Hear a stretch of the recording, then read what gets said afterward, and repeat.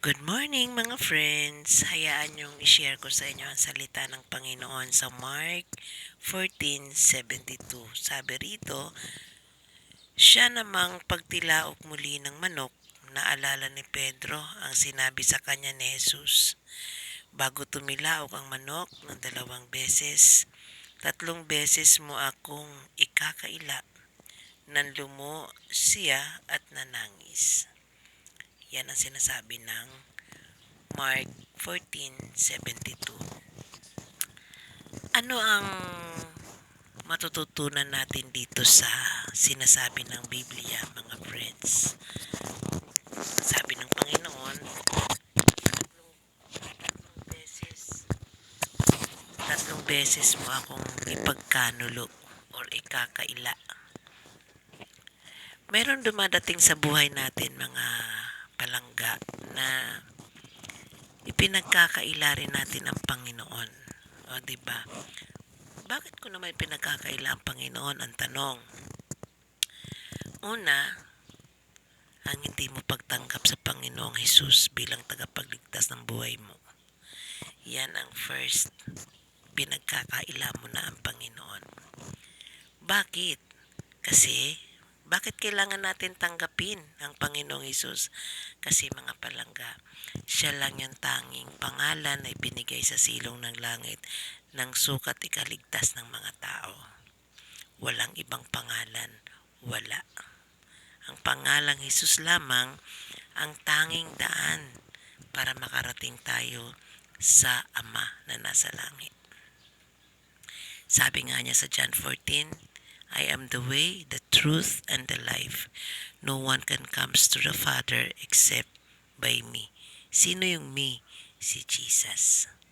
So, ganun naman pala.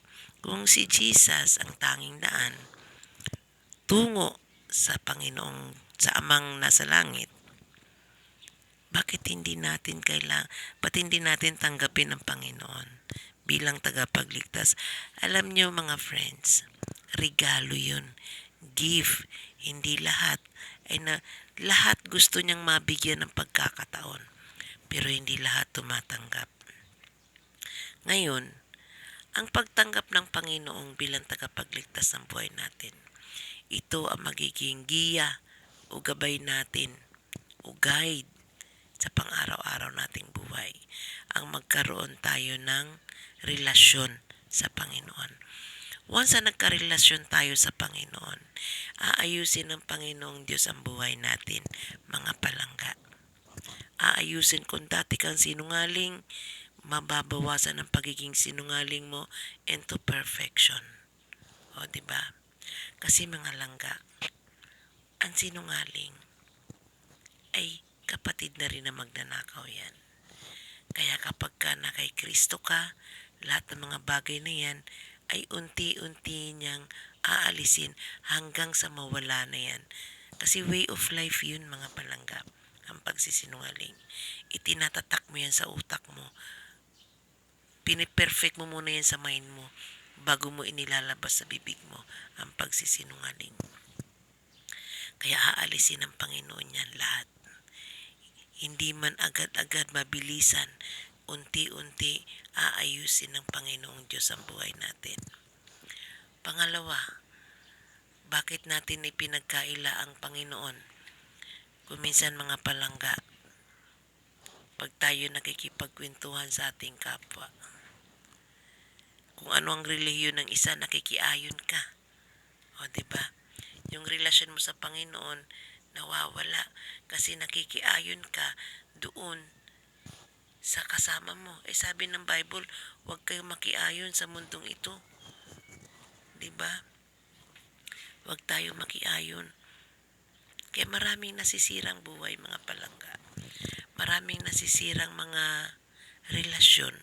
Maraming mga nasisirang mga buhay ng mga kabataan kasi sa pakikiayon sa mundong ito ay sumasama at pasama ang panahon. Kung sa pakikisayon natin sa mundong ito, pati tayo lalong mapapalayo sa Panginoon. Okay? So, ang dapat natin gawin mga palangga, tanggapin natin ang Panginoon bilang tagapagligtas. At wag natin ipagkakaila. At wag natin ikaila. Wag natin i-neglect ang mga bagay na yan. Alam mo bakit mga palangga? Kapag ikaw ay sa tamang gabay ng Panginoon, hindi masisira kailanman ang buhay mo. Dahil sabi ng Panginoon, once na tinanggap natin siya, the old has gone. Lahat yung lumang pagkatao natin mawawala at papalitan niya ito ng bago.